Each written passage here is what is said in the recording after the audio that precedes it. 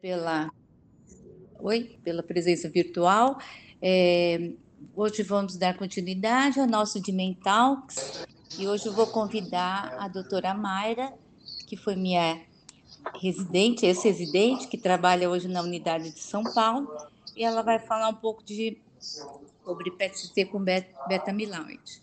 Então, Mayra, sua palavra. Boa noite a todos.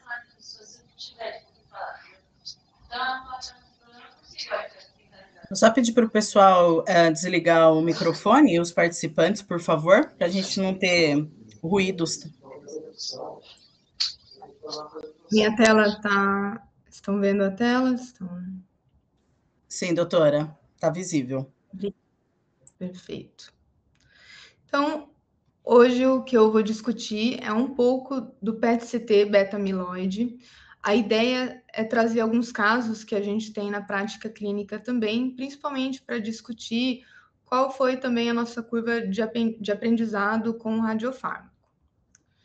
Então, o PET com beta-amiloide, ele vai identificar a presença dos depósitos beta-amiloide no cérebro, e ele vai auxiliar no diagnóstico da doença de Alzheimer. Lógico, ele não é um método único para diagnóstico. Ele é uma das ferramentas que vão auxiliar. Ele é um algoritmo de vários sintomas clínicos, comportamentais. As principais indicações do exame é a demência em paciente jovem, então um paciente abaixo de 65 anos, um paciente que tem uma piora do déficit cognitivo, ou uma demência que tenha sintomas clínicos atípicos. Os radiofármacos beta-amiloide existentes são o fluorbetabem, que é o que vai ser discutido hoje. Também temos o fluorbetabir e o flutemetamol. O protocolo de imagem, então a dose em torno de 8 mg. As imagens elas podem ser adquiridas entre 45 a 130 minutos após a injeção, sendo que a maior parte das guidelines preconiza um tempo ideal de 90 minutos de imagem após a injeção. Como é feita a interpretação das imagens? Então, a primeira forma delas é a análise visual. Então, o que a gente vai colocar essas imagens em escala, idealmente em escala de cinza ou invertida em escala de cinza, e considerar o estudo positivo se pelo menos uma região for positiva. Como é feito? Então, no começo, uma das primeiras reuniões foi com o Dr. Felipe Kuh, num webinar da Sociedade de 2003, e ele mostrou esse algoritmo visual. Ele comentou principalmente do sinal da mão do cartoon, também dos hemisférios que são se encontrando quando é positivo, mão do cartoon quando é negativo, se tem captação no temporal ou se tem toda a substância cinzenta difusamente entrante, principalmente aqui a aparência de árvore de inverno ou árvore no verão. Ele utilizou essas figuras. Foi a principal aula de quando a gente recebeu o radiofármaco, que a gente também se baseou na análise visual. Então, aqui, principalmente, a mão do Bart Simpson, ele fez essa associação, com também os hemisférios se encontrando, aparência verão e inverno. E outra forma também de análise visual é identificar o RCTU score, que ele vai identificar a intensidade do traçador na substância cinzenta. Então, ele vai de 1 a 3, sendo o score 1 negativo, o exame é negativo, e 2 e 3 positivo. Ele vai identificar se a concentração é moderada ou acentuada e confluente na substância cinzenta no score 3. Regiões de referência. Então, principalmente, isso é na bula do próprio radiofármaco, que a gente tem os temporais, o símbolo posterior, o pré-cúneos, também os parietais. Então, a gente tem a distribuição no estudo negativo e positivo.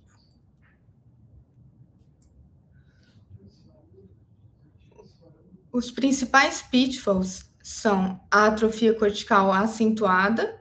Então, um paciente que tem uma atrofia cortical, ele é mais difícil da gente analisar, e também os erros de posicionamento eventuais. E a outra forma é a análise quantitativa. Na análise quantitativa, então esse é um dos principais artigos que vai discutir as duas formas de análise. A primeira delas é a escala SVR, então esse software vai usar geralmente o cerebelo, mas pode usar a ponte como região de referência, e vai calcular a relação da captação cortical com essa região de referência. Essa escala é fornecida tanto nos equipamentos da GE quanto no Singovia, e a gente considera um valor igual ou acima a 1,42 como positivo. Só que ela tem algumas limitações.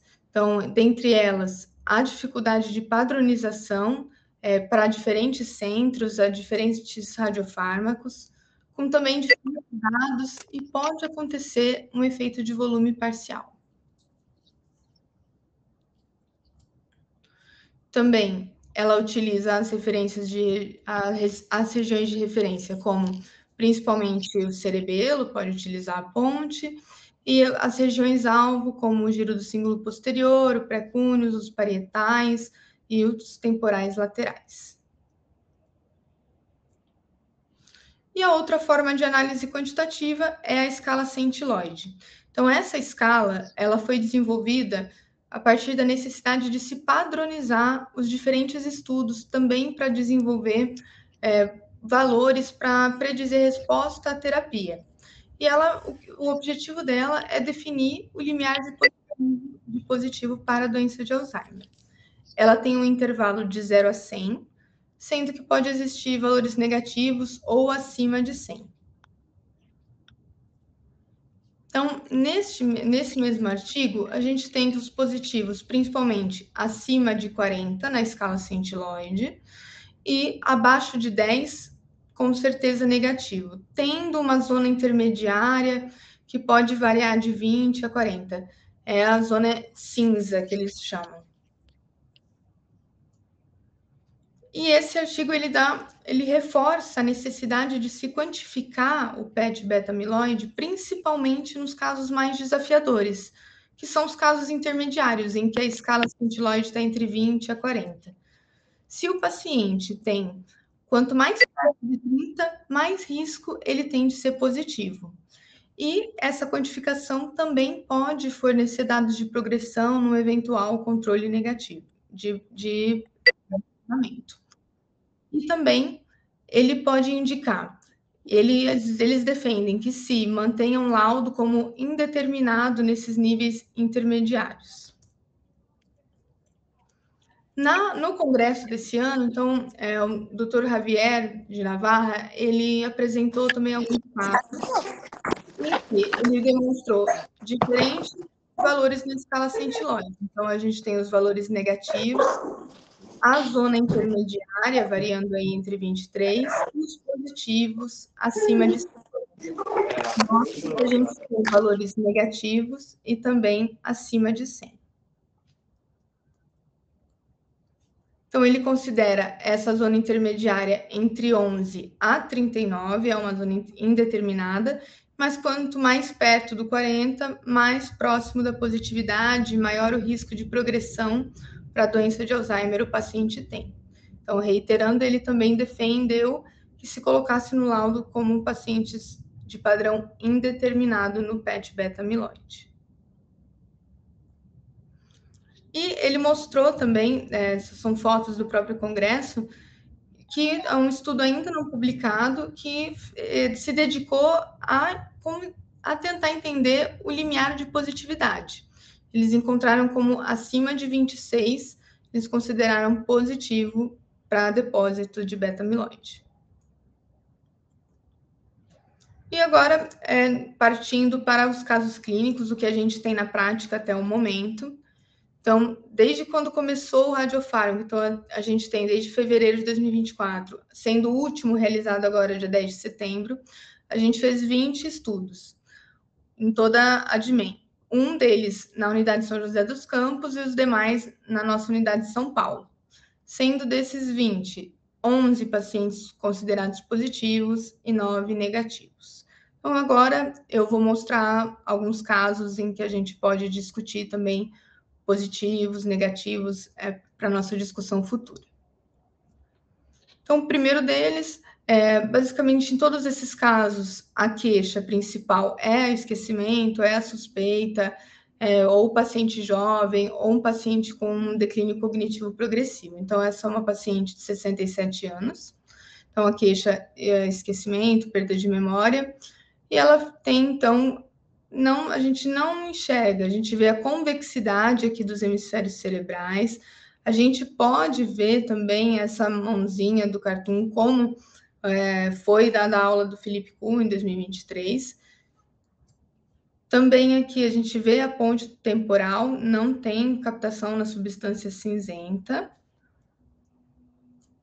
O estudo, então, foi considerado negativo. Já nesse caso, é uma paciente de 73 anos. Ela primeiro realizou conosco um PET cerebral com FDG. Ela tinha sintomas atípicos de DA. E o que a gente pôde observar nesse primeiro momento é um discreto hipometabolismo nos parietais e temporais. Ela veio, então, para fazer o PET beta-amiloide. A gente vê aqui os hemisférios se encontrando, não tem mais sinal nenhum, há toda uma difusamente a captação está confluente na substância cinzenta. Também total perda aqui de junção de occipitais temporais. Então, o estudo foi considerado, então, positivo, principalmente em todas as regiões de referência, os frontais, parietais, os do símbolo posterior e pré-cúbios. Neste outro caso, é um paciente de 81 anos. Então, o que a gente pode observar, ele tem essa convexidade entre os hemisférios. A gente pode até também enxergar alguma captação aqui, como se fosse a mão do cartoon. Hoje em dia, a gente vê que aqui há uma perda da ponte dos temporais, né? Esse foi um dos primeiros estudos que a gente fez. Foi considerado negativo, mas eu trago ele principalmente para discussão, porque agora, com os valores que a gente tem, as referências de escala quantitativa, provavelmente ele se encaixaria também como indeterminado, como um padrão intermediário. Então, a gente pode discutir no final da aula também. Esse outro caso, então, a gente tem novamente uma paciente jovem, uma paciente com histórico familiar positivo de DA, o médico pediu. Ela, o que a gente vê, totalmente aqui a convexidade entre os hemisférios cerebrais. Também a gente consegue ver certinho essa mão do cartoon, esse atalho, né? Toda a captação em substância branca, temporais, toda a captação somente em substância branca. Então, o estudo foi considerado negativo. Neste outro caso, agora os últimos dois casos são casos mais recentes. Então, o que a gente tinha ali até o momento, nesses primeiros 4 casos, somente análise visual. Agora, este caso é de um paciente que realizou em São José dos Campos, paciente de 75 anos. Então, aqui a gente tem uma atrofia do parênquima, mas a gente vê uma captação difusa, confluente na substância cinzenta. Então, aqui a perda da ponte dos temporais. Então, esse paciente, no próprio laudo, foi também adicionada a escala SCTU, então foi considerado um grau 3, um estudo positivo. E também foi anexada nesse estudo a escala SUVR. Então, a gente pode ver, então, o valor positivo é maior ou igual a 1,42, o paciente preenche os critérios, foi considerado, então, estudo positivo para depósito beta-amiloide. Neste caso, é o nosso caso também mais recente, da Unidade de São Paulo. Esse paciente, ele tem 70 anos, a queixa também, perda de memória, sintomas de DA atípico. A gente pode ver que ele tem um pouco de convexidade entre os hemisférios, ele tem uma atrofia também importante. Aqui a gente já não consegue mais diferenciar a substância branca da substância cinzenta. Ele também, principalmente essa convexidade, é um caso que ficaria mais duvidoso na análise visual. Então, a gente fez também a análise quantitativa. Então, a gente tem aqui que foi positivo, tomando como referência o cerebelo. Então, 1,57, estudo foi considerado positivo para depósito beta-amiloide. Então, os pontos-chave, então, para dar a conclusão da aula é que o PET beta-amiloide, ele ainda é pouco disponível, lógico, ele tem as suas limitações, é um estudo caro, a gente tem a limitação do acesso, mas ele pode ser importante no manejo terapêutico, principalmente os estudos atuais, eles estão, inclusive, colocando o PET beta-amiloide como um preditor de resposta, como um preditor de tempo de progressão da evolução dessa demência. O ideal é que a gente laude esse estudo com análise visual somada à análise quantitativa, sendo que o nosso principal desafio no momento são esses casos intermediários, os casos duvidosos. O que a gente tem na prática clínica é a análise visual, na nossa prática clínica é a análise visual com a escala SUVR. Muito obrigada pela atenção de todos, estou disponível para discussão, então, no final da aula.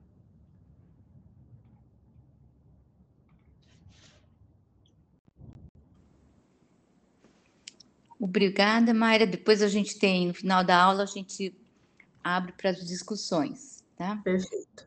Agora vamos passar a palavra para o Felipe. Ele vai falar sobre como que nós laudamos ou como deveríamos laudar o PET cerebral com FDG. Então, tem a palavra, Felipe. Boa noite a todos. Meu nome é Felipe, eu sou médico nuclear da DIMEM aqui de Campinas.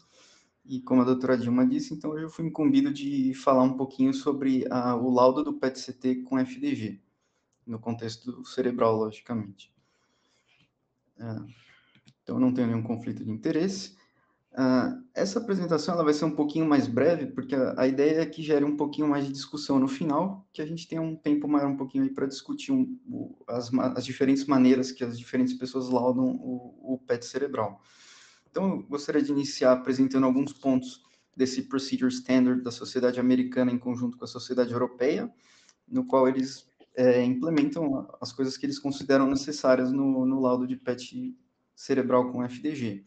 Então, inicialmente, eles recomendam que o paciente seja identificado, né, logicamente, e sejam colocadas outras informações, como sexo, data de nascimento, prontuário, o nome do médico solicitante, o tipo de estudo que está sendo realizado, a data do estudo, informações clínicas, então a indicação do estudo, outras informações relevantes da história do paciente, a razão principal pela qual ele está fazendo o estudo, duração do problema, e medicações que eventualmente ele possa estar usando que possam interferir no exame, e outros achados de imagem que o paciente já tenha feito. Às vezes ele já fez uma toma, uma ressonância, então eles sugerem que isso seja adicionado ao laudo.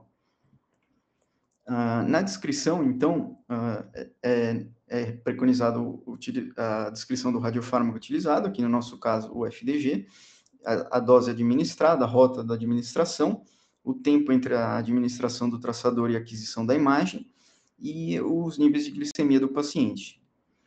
As técnicas que foram utilizadas de instrumentação, então, se foi feita a correção de atenuação, como foi feita, se foi feito PET-CT, PET-ressonância, então deve constar tudo isso na descrição da técnica do estudo.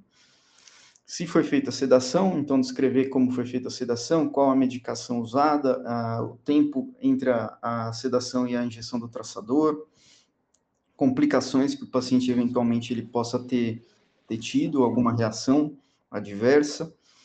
E aqui a parte principal, né, para a gente, é a descrição dos achados do estudo. Então, eles recomendam a gente descrever se o exame ele tem achados normais ou anormais, e caso eles estejam anormais, descrever a localização e a intensidade da captação, e a topografia que tiver alterada. Então, descrever também limitações do estudo, então, eventuais movimentos do paciente, coisas que possam prejudicar a análise do estudo. e correlacionar com outros estudos de imagem. Então, às vezes, o paciente está num hospital que tem acesso a uma tomografia do que o paciente já realizou, uma ressonância, e você pode correlacionar esses dados no seu laudo e comparar com exames anteriores que o paciente tenha feito. Depois, eles recomendam que seja feita uma impressão. Então, essa impressão ela deve imbuir a indicação clínica do estudo, e eles recomendam que, se geralmente um padrão de metabólico compatível com alguma doença conhecida for identificado, eles recomendam que isso seja reportado no laudo. E o laudo ele deve reportar também as hipóteses mais prováveis diagnósticas.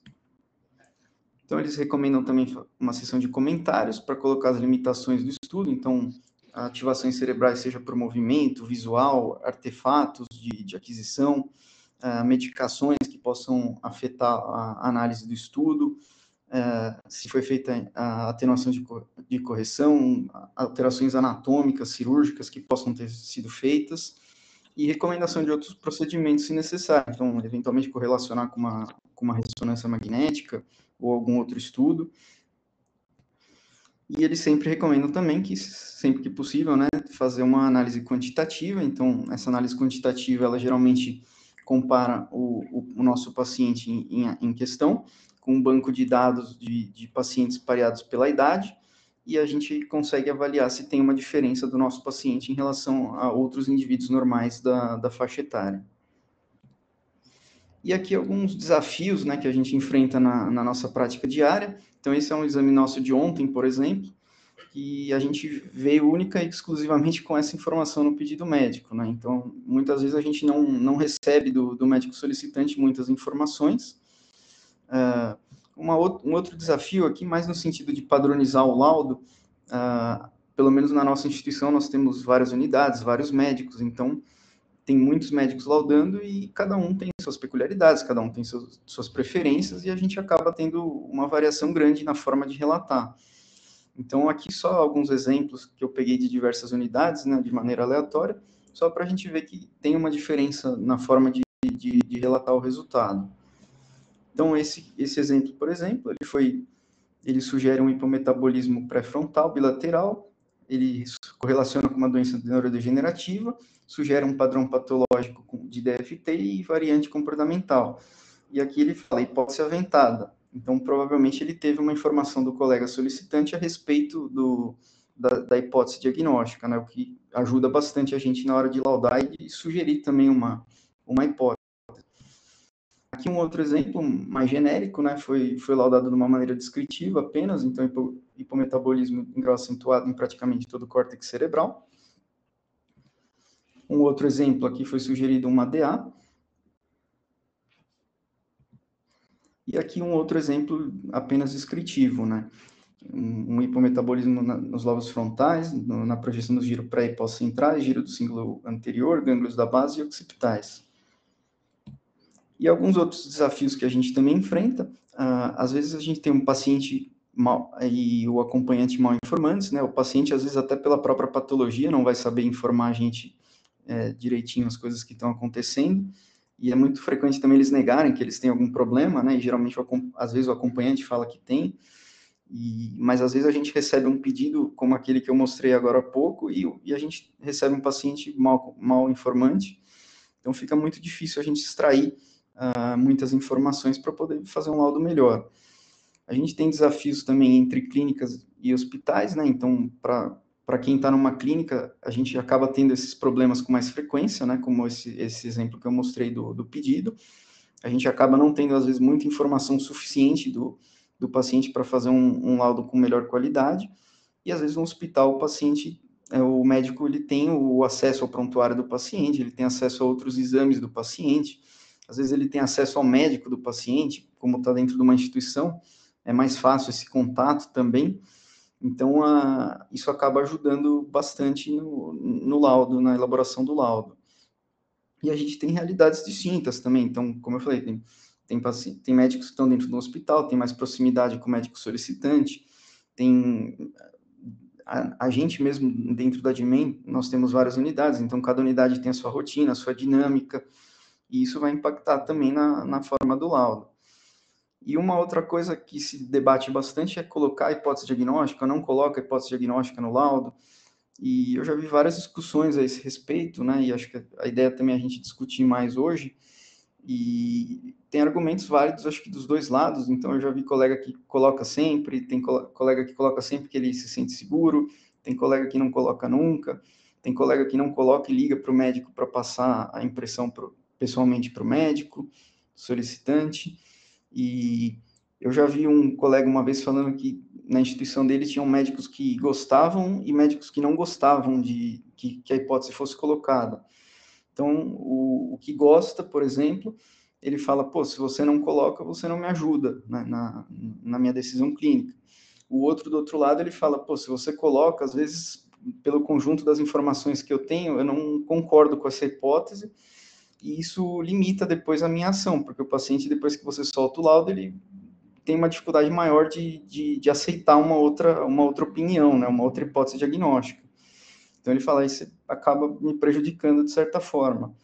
Então, é um debate que eu acho que os dois lados têm pontos razoáveis e acho que é um dos objetivos aqui a gente debater isso também hoje.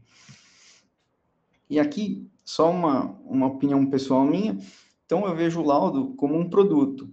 O laudo, ele é feito, logicamente, para beneficiar o paciente, o laudo é do paciente, e ele é feito para beneficiar o paciente. Só que a gente tem um intermediário, que é o médico assistente, que ele vai interpretar esse laudo e tentar trazer algum benefício para o tratamento do paciente. Então, eu enxergo que o laudo ele é um produto do paciente, logicamente, mas ele é consumido pelo médico assistente. Então, o nosso consumidor, vamos dizer assim, é o médico assistente. E o médico nuclear, quando a gente está laudando um exame, eu vejo a gente como um comunicador. Então, o nosso objetivo é traduzir as informações que a gente está vendo na imagem, correlacionar com os dados clínicos do paciente e tentar transmitir isso para o colega que vai tomar a decisão para tratar o paciente. Então, isso eu acho que é muito importante, eu estou falando isso justamente para defender essa questão de colocar hipótese, não colocar hipótese. Eu acho que a personalização é o melhor caminho. Então, se você puder trazer o médico solicitante para perto de você, discutir com ele, ver as preferências dele. Então, os médicos que habitualmente mandam exames para cada instituição, né? Se você conseguir trazer ele para perto, discutir, ver o que ele acha, o que ajuda ele. Porque se a gente ajudar o médico assistente, no fim do dia, ele vai ter uma facilidade maior para tomar uma decisão e o paciente vai ser beneficiado no final, que é o que a gente quer. Então, aqui, só para finalizar, antes da gente poder discutir, alguns modelos de laudo de PET neurológico. Então, esse é um modelo que a gente utiliza na nossa instituição. Então, a gente descreve o método do exame, a gente descreve a dose administrada, o tempo entre a administração do traçador e a aquisição da imagem, a glicemia do paciente. A gente tem a parte descritiva, né? A gente sempre faz análise quantitativa também dos nossos pacientes, os achados tomográficos, e a impressão diagnóstica no final. Aqui, esse mês nós estamos recebendo um colega médico argentino, e ele gentilmente, o Facundo, ele me cedeu aqui um modelo do laudo da instituição dele, então só para a gente ver um outro modelo de um outro país, como eles fazem, né? Então aqui eles colocam o exame, né, a técnica utilizada, aqui os antecedentes do paciente, né, só cobrir para não expor os dados do paciente. E aqui a descrição, eles já segmentam, então, por regiões, e eles vão colocando se tem alguma alteração ou não em cada região. Aqui a continuação do laudo, então, continua as regiões, e aqui o laudo da tomografia. E, por fim, a conclusão. Aqui é um outro modelo, então, do nosso colega Facundo. Aqui é só para mostrar que eles também colocam, como está mencionado lá no guideline, né, a correlação com outros exames. Então, o paciente tinha uma ressonância, por exemplo, eles colocaram um estudo clínico aqui do paciente. Então, eles também colocam essas informações. E, por fim, eu consegui encontrar um laudo americano de Pittsburgh, e só para a gente ver um outro modelo diferente, né? Então, aqui foi colocada a história, a técnica, os achados. Então, percebam que é um laudo bem descritivo, bem grande, né? Eles fazem bastante texto. Aqui a impressão, vários parágrafos de impressão do laudo. uma impressão final aqui, depois eles colocam a análise quantitativa, então eles já colocam isso no laudo também, e por fim, eu não coloquei aqui, mas eles põem as imagens também do estudo. E é isso que eu tinha para falar hoje, então aberto para discussão. Obrigado. Obrigada, Felipe. Agora, eu acho que é importante a gente discutir, né? Na verdade, a gente trouxe esses dois temas para a gente discutir, principalmente sobre os laudos e sobre a nossa experiência com beta-amiloide, né?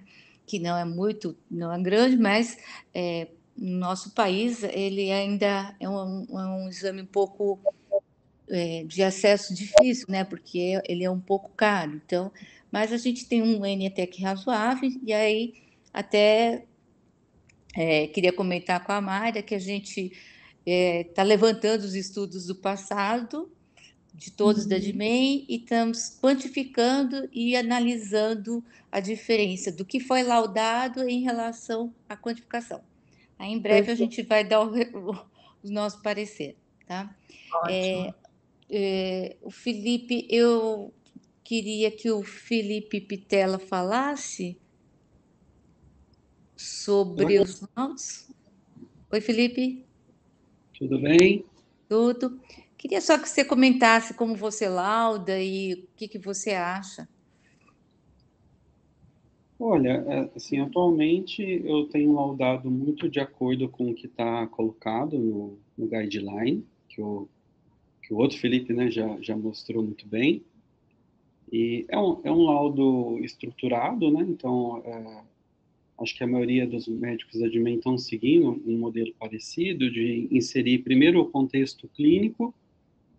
Esse contexto clínico a gente considera muito o que vem no pedido médico, então eu procuro inserir lá os dados, em especial do que vem no pedido médico, mas lembrando que na DIMEM a gente faz uma anamnese meio dirigida que, de certa forma, nos ajuda, né? Traz um pouco de informação adicional, embora, claro, não é uma consulta de um neurologista, então tem essa limitação.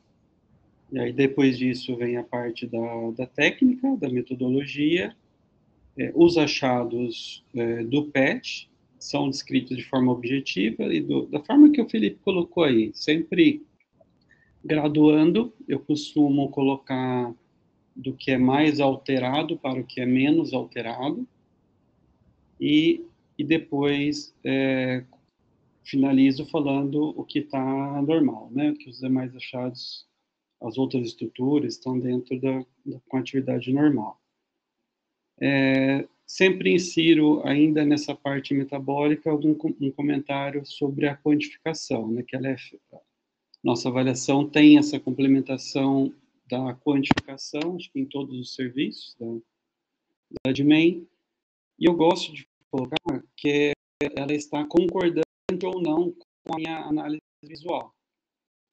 Então, a avaliação semi-quantitativa, ela não é absoluta, né? Se ela fosse 100%, não precisaria do médico nuclear.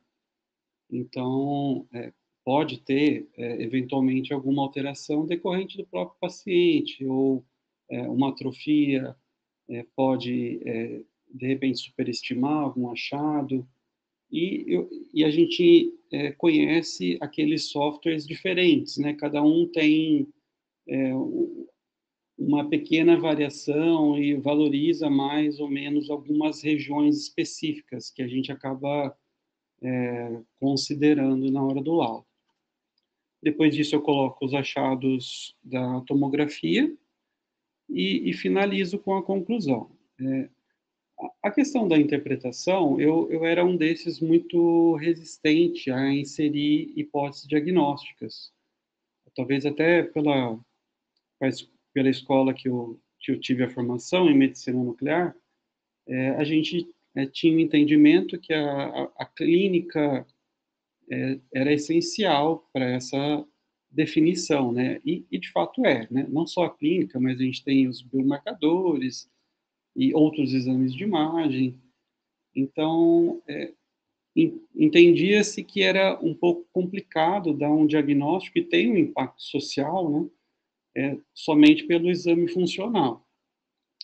Então, o que eu tenho tentado fazer atualmente é um pouco diferente, porque eu entendi o seguinte, que os padrões que a gente tenta reconhecer no exame, a gente, como médico nuclear, é obrigado a conhecer, e em especial aqueles que têm um interesse maior em neuro vão se aprofundar nisso.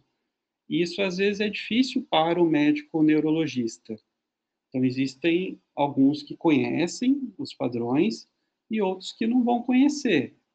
Então, para ele, essa informação talvez seja relevante, entendeu?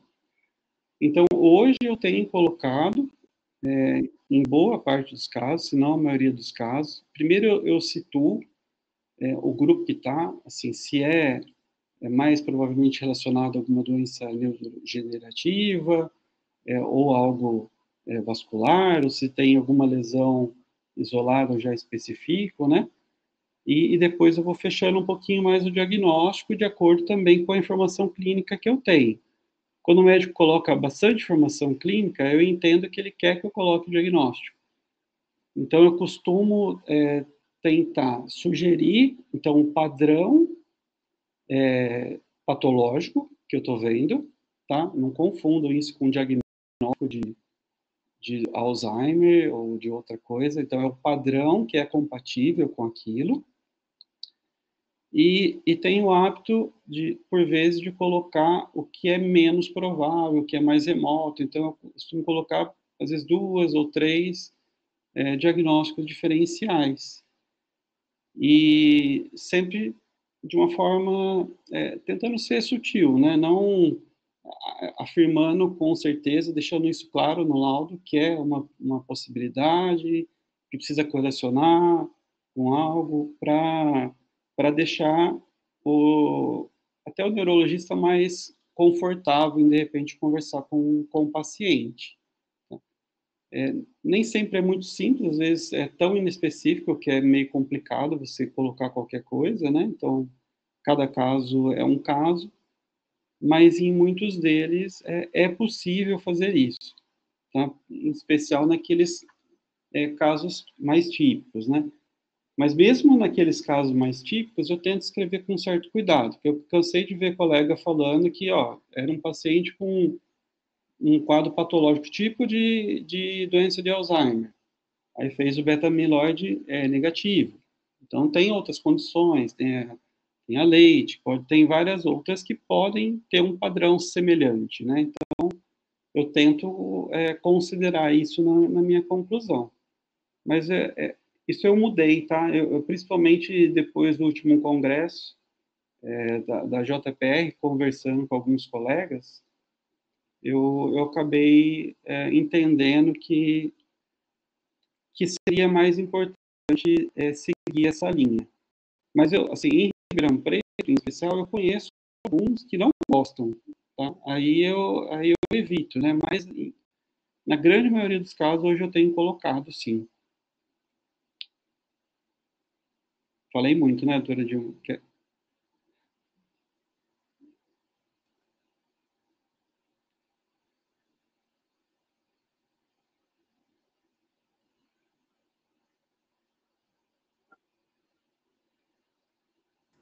A doutora Dilma acho que ficou longe do microfone. Nós temos uma pergunta aqui do Antônio Salles. Tá. Não sei se a doutora quer pegar a pergunta, fica à vontade. Não, pode. É que eu estava só comentando, deixa eu só comentar. Estava falando que hoje também eu tenho uma tendência maior nos padrões típicos, de laudar colocando as hipóteses, nos padrões mais atípicos, porque nós temos muita associação, né, Felipe? Então, é difícil falar, porque tem associações de vários, doença degenerativa, mais vascular, e aí não me dá um padrão típico. Os padrões mais típicos eu tenho tendência a colocar como as principais hipóteses. E também, quando eu tenho a história, a anamnese clínica, aí isso me ajuda muito nos diagnósticos diferenciais. Eu tenho colocado também, assim, quando eu acho que o quadro é misto, então eu sempre coloco considerar Associação, associação eu também. com, ou sobreposição com, eu Sim. sempre tenho colocado, e às vezes também acontece de eu colocar alguma coisa que parece que o neurologista não chegou a considerar ainda, para chamar alguma atenção. Ó, merece uma investigação para um certo grupo de doença, ou se o paciente, ou no contexto de parkinsonismo, considerar tal coisa, meio que para ele também investigar, entendeu? E Felipe de Campinas, ou Felipe Telo também, uma perguntinha só. Vocês acham que na descrição colocar as áreas de acometimento mais detalhadas são melhor, mais viável, enfim, um médico neurologista ele vai ficar mais satisfeito do que colocar de forma genérica? Bom, eu tenho colocado de uma forma um pouco mais detalhada, porque é interessante correlacionar com a clínica do paciente, né? Sim. Com determinada função Exato. executiva ou de linguagem vai estar relacionado a algumas áreas específicas. Então, eu tento especificar melhor as áreas. Né? Antigamente, a gente fazia isso, né? Só a frontal de tal lado. Exato, isso. Hoje eu não tenho colocado assim, ó, ventro lateral, ou no giro inferior, ou órbito frontal, eu tenho especificado mais. O temporal, mesial, né, cortical, mais posterior, polar anterior, tem a sua importância também em definir, inclusive, diagnóstico, né? Tá. E, Felipe, Eu concordo. Eu acho que é mais informação, né? Você traz uma informação anatômica junto com a informação metabólica, né? Eu acho que ajuda mais. Tá bom. Ana, não estou conseguindo ver. Pode falar a pergunta. O Antônio Salles colocou uma pergunta aqui. Perdi o início da aula da doutora Mayra. Inclusive, vou aproveitar para dizer que a aula está sendo gravada e depois nós vamos disponibilizar a gravação no YouTube, tá? Vocês utilizam a escala Saint-Lloyd? Existe desculpa, gente, se eu pronunciar errado, cutoff, é isso? Que os neurologistas estão utilizando para indicar a terapia com... Não consigo... Mononoclonal. Isso. Está cortando aqui. Oi, Antônio. Então, boa noite. Realmente, a gente não tem a escala Saint-Lloyd ainda. O software ele é de alto custo, né? É um software também pouco disponível. A gente tem uma ideia de fazer uma calibração para converter essa escala SUVR em Saint-Lloyd. Há alguns artigos que preconizam isso e a gente vai desenvolver isso. E também tem uma startup em desenvolvimento nacional que ela também está buscando desenvolver esse software específico para Saint-Lloyd. O cutoff, geralmente, que os neurologistas usam para indicar, principalmente com o uso do lecanemab, que é o mais recente estudado, é acima de 30, tá? Da escala Saint-Lloyd. Perfeito, obrigado. Imagina.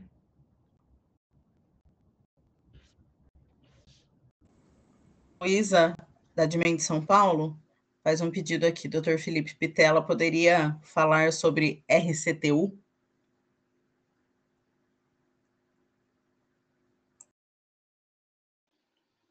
Oi, estão me ouvindo? Acho que eu não abri aqui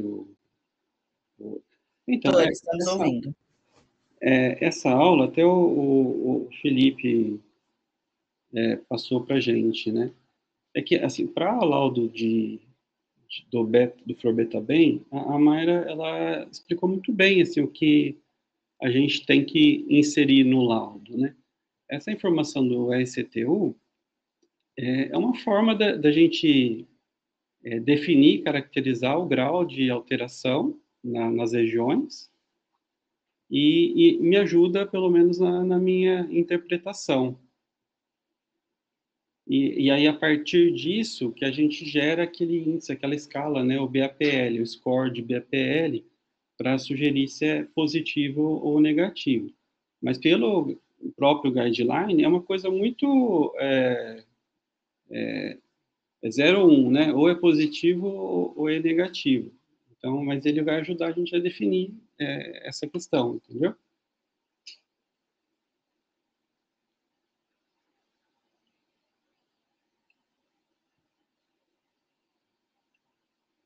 Tá respondido? Só lembrando, RSTU a gente coloca, são 3 graus, né? Score 1, 2 e 3. Então, quando não tem captação, a gente considera como RSTU 1. Score 1, né, no caso. Quando é uma captação moderada, entraria no score 2. Aí. E quando é acentuada, no score 3. Doutora Ana Luísa colocou que foi respondida assim, doutor Felipe, obrigada. Mais alguma, pessoal? Perguntas? Eu só vou fazer um comentário sobre o laudo. A gente, em São Paulo, a gente costuma deixar mais descritivo também.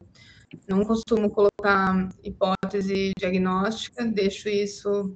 A gente recebe a maioria dos pedidos, a gente recebe a guia apenas, escrito PET-CT neurológico, então a gente não tem tanta informação assim. Na maioria das vezes o quadro é atípico. A gente tem poucos assim que o padrão é atípico, se pensar na amostra que a gente tem, no volume que tem, perto daqueles que a gente consegue realmente definir um padrão. Então, por conta dessa sobreposição, que pode ser vascular, neurodegenerativa, a gente prefere deixar objetivo e finalizar o laudo. Então, a gente costuma deixar sem as hipóteses, né? Porque também eu acho que a gente não ajuda tanto assim o neurologista falando que pode ser uma doença neurodegenerativa. Ele já pediu porque ele sabe disso. Então, eu acho que a gente também tem que tomar um cuidado para não ser prolixo no laudo mesmo. Acho que não que a hipótese é ser prolixo, mas a gente tem que também utilizar, acho que com cuidado. A doutora Agnes fez uma colocação aqui, não sei se nós temos algum neurologista presente, né? Se alguém quiser fazer uma colocação de como prefere a conclusão do laudo, né? A descrição. Deixa eu fazer um comentário. Eu só estou vendo que, acho que é o Pedro Aroca que está no... Ô Pedro, você está escutando, Pedro?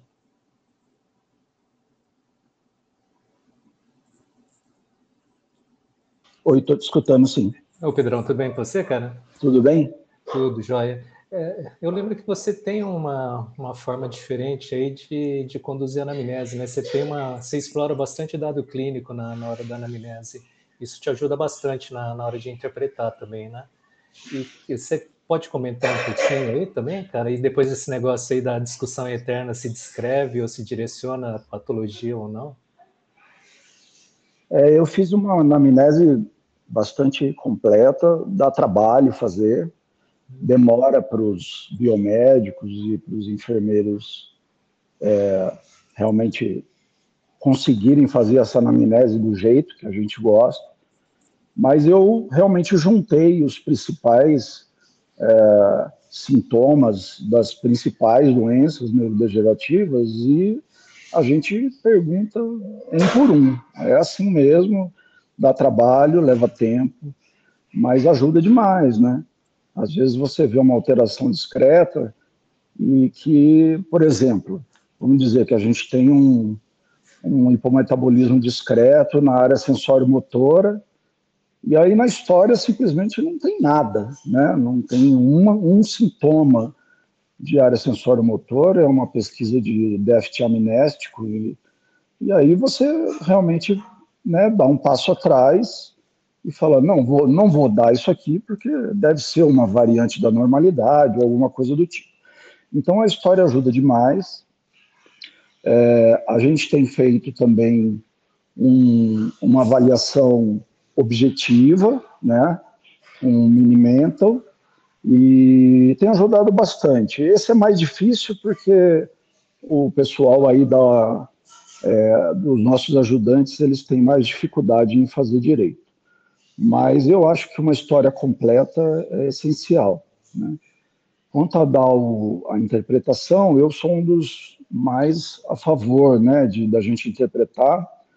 Eu vejo que tem realmente problemas que a gente pode acarretar, às vezes, falando uma coisa que é muito diferente do que o neurologista está esperando, mas eu não consigo me ver vendo um exame onde eu não posso dar a minha opinião, né? Tem gente que prefere dar essa opinião numa mensagem ao neurologista, e tem gente como eu que prefere escrever no laudo. E a única coisa que eu faço é que eu graduo a probabilidade de cada opinião que eu dou, né? Se é uma opinião pouco provável, se é uma cara ou coroa, ou se é um padrão muito típico. Então eu graduo isso no laudo, mas eu praticamente não solto nenhum laudo sem que eu dê opinião sobre o que eu acho que é o caso. É assim que eu tenho feito. Você não tem tido problemas com isso também, né? Não tive nenhum problema, né? Quando eu comecei fazendo, há quase 9 anos atrás, aí, eu fiz uma mini pesquisa, sabe? Porque a minha cidade não é grande, então eu perguntei realmente para os neurologistas, fui perguntando de um em um, e 80% queria que eu desse opinião. Um ou outro ficou meio assim. E eu não quis diferenciar o laudo, e aí eu comecei a dar opinião para todos. Hoje em dia eu faço laudo de outras unidades e eu estou seguindo o mesmo padrão, e nunca houve nenhum neurologista que me mandou uma mensagem mal criada e reclamando. Claro que pode ter neurologista que parou de pedir exame porque eu faço isso. Isso eu não vou saber, né? Difícil saber.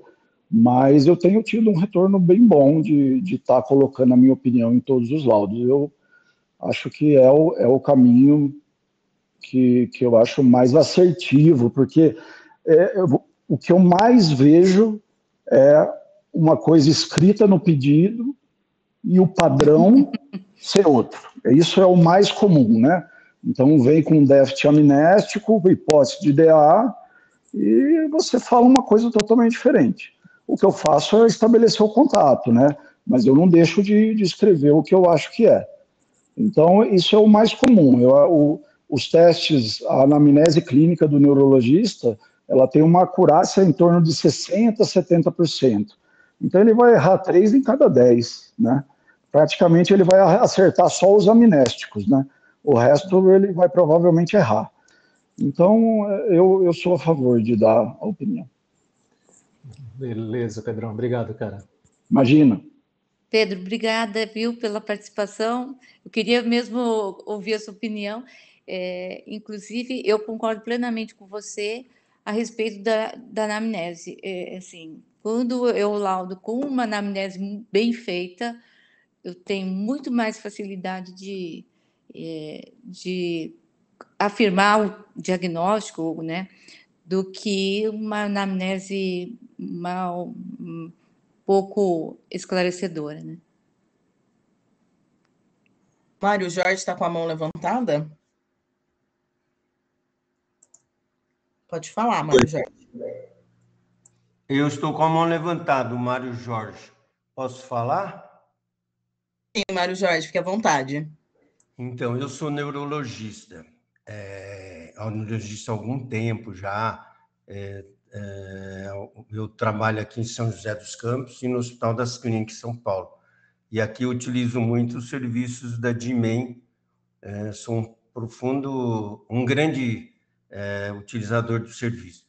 Eu podia falar para vocês... Primeiro, eu queria agradecer a Renata, que ela me proporcionou poder entrar nessa discussão de vocês. Não sei se tem mais neurologistas, mas parece que tem bastantes médicos de medicina nuclear. Mas quando vocês colocam hipóteses diagnósticas, ajuda muito a gente. Normalmente, quando eu peço um exame para vocês, eu já tenho um diagnóstico. Eu quero confirmar esse diagnóstico.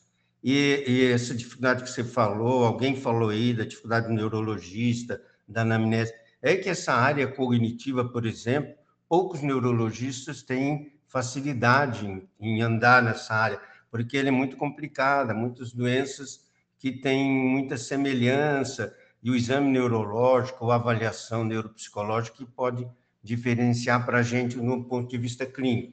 Então, quando você pede uma imagem, como um PET-CT com glicose marcada, é para te ajudar nesse diagnóstico. Você já tem umas hipóteses. É muito difícil ver quando vocês, pelo menos aqui em São José, vou falar de São José dos Campos, quando eles colocam lá, agora eles não colocavam antes, agora estão colocando hipótese diagnóstica, geralmente coincide com o que eu estava, a minha hipótese clínica. Quando às vezes não coincide, eu ligo lá e converso com a Rafaela, com a Renata, com outra menina, desculpa, eu esqueci o nome, e a gente chega num acordo. Então, se vocês têm dúvidas se devem colocar hipóteses diagnósticas, na minha opinião, né, eu tenho um pouquinho de 40 anos de neurologia e dou aula na faculdade, dou aula no HC, eu acho que isso ajuda a gente, sim. Se o neurologista discordar do seu diagnóstico, claro, às vezes o diagnóstico clínico dele não estava correto, ou a imagem não é patognomônica. Acho que quando você tem uma imagem bem característica, você colocar suas hipóteses, como eu recebi outro dia um paciente com degeneração córtico-basal e deu hipometabolismo em várias áreas cerebrais, e o pessoal do DIMEM colocou lá compatível, ajudou muito, porque até o paciente se conscientizar, o exame deu isso, doutor, que bom. Quer dizer, bom não, né? É uma doença terrível, mas eles ficam mais confiantes. Então, eu acho que vocês devem colocar, minha opinião. Não sei se ajuda aí vocês. E eu posso fazer uma pergunta? Por favor, doutor. Oi? Por favor, fique à vontade. Como é que vocês lidam com o diabético, o hiperglicêmico lá durante a realização do exame? Ou se tem alguma orientação antes para a gente orientar os pacientes que são diabéticos, que estão com diabetes mal controlado? A gente tem um limiar de glicemia para PET cerebral, geralmente é mais rígido do que o PET oncológico, então a gente faz orientação para esse paciente diabético com suspensão de insulina, às vezes ele faz uma dieta mais rigorosa e a gente tenta marcar eles pela manhã. Daí ele utiliza a insulina da manhã após o exame. E se a glicemia vier muito alterada, a gente não faz o estudo e entrega também uma carta para o endócrino para esse paciente acompanhar e controlar a glicemia. Maiara, mas como você vai saber se a glicose dele está alta no dia do exame? Vocês fazem algum teste? Glicemia capilar? Todos os pacientes são verificados a glicemia. Você faz uma glicemia capilar, isso? Exatamente. E quando ele vai agendar, por exemplo, é orientado para ele, quando ele vai agendar, quem vai agendar pergunta, o senhor é diabético? O senhor tem... Sim.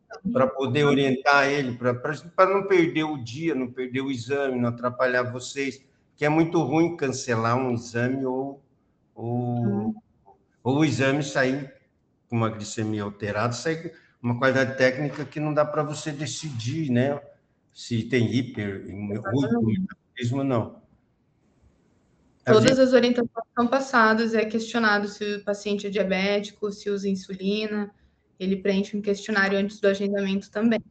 O que o neurologista pode fazer antes, orientar o paciente antes para facilitar o trabalho de vocês?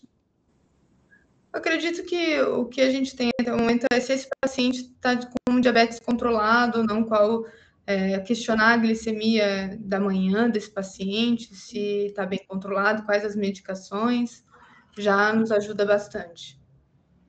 Tá bom, obrigado, viu? Doutor Mário, boa noite. Quem está falando é Newton, aqui de Campinas, tudo bem? Tudo bem.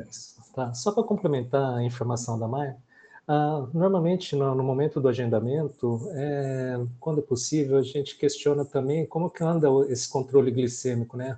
qual que é o nível aproximado que tem tido nas dosagens periódicas. Então, no momento que a gente percebe que essa glicemia está além do que a gente aceita como limite, né, para considerar um exame bem feito, a gente já discute internamente se é questão de agendar ou não e orientar o paciente a procurar um endócrino novamente, para que seja ajustado aí o esquema de drogas para a gente conseguir ter uma condição de fazer o exame. Né? Certo. Obrigado. Doutora Jorge, só para complementar aqui, eu levantei minha mão, aqui é a Agnes, aqui médica da DIMEM de São José também. Oi, olha. Bom saber que tem gente de São José aí também, né? Isso, eu já conversei com o senhor algumas vezes também. Só para a gente complementar essa informação que o senhor falou, no nosso relatório, doutor Mário, se o senhor observar lá no cabeçalho, o Felipe até colocou aqui na aula, todas as vezes a gente coloca tanto o intervalo, né, da administração da dose e o início do exame, como também a glicemia. A gente sempre coloca lá, tá? A glicemia também do paciente. E se o paciente estiver com uma glicemia alterada, para o cerebral, como a Mayra falou, acima de 150, a gente não realiza o exame, tá? E a gente tenta orientar o paciente bem antes disso, exatamente para não perder o exame, porque tem um alto custo, a dose e tudo mais, e também pelo tempo do paciente, né? Ele não perder esse tempo de fazer o exame. Então, todo esse controle, ele tenta ser bem rigoroso, tá? E aí, aquele intervalo lá, você vai ver que a gente geralmente deixa o paciente, não sei se todas as unidades são assim, deixa o paciente em repouso, né, durante 30 minutos, depois faz a injeção, e aquele intervalo é da injeção até o início do exame. Em geral, a gente tem feito no mínimo aí 30 minutos de intervalo aqui na nossa unidade. Acho que você já percebeu isso pelos nossos relatórios. O outro médico que lauda sempre é o Felipe Pitella, que falou aqui sobre os comentários das conclusões. É ele que tem feito o relatório junto com a gente. Ele é lá de Ribeirão, vou aproveitar e apresentar o Felipe aqui. Ele é lá de Ribeirão, mas ele lauda junto com a gente aqui de São José. Uhum. A Renata me falou isso, do Felipe. Tá joia, é só para te explicar esses dados, tá bom? Obrigado pela presença, por ter participado aqui conosco. Obrigado, Agnes, muito obrigado. Pessoal, mais alguma colocação, mais alguma dúvida de alguém?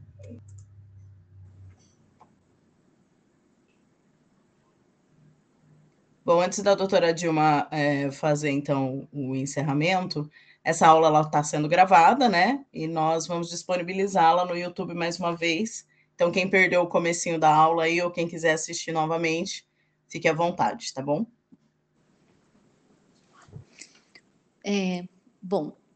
Obrigada pela participação de todos nesse nosso encontro mensal. Queria agradecer a Mayra, ao Felipe, aos dois Filipes, né, que eles fazem parte eles são são os neuronucleares nossos da DIMEM, e queria agradecer a participação deles, foram excelentes apresentações, e basicamente é isso. Muito obrigada e boa noite. Obrigada. Uma boa noite a todos. Boa noite. Boa noite, gente. Muito obrigado.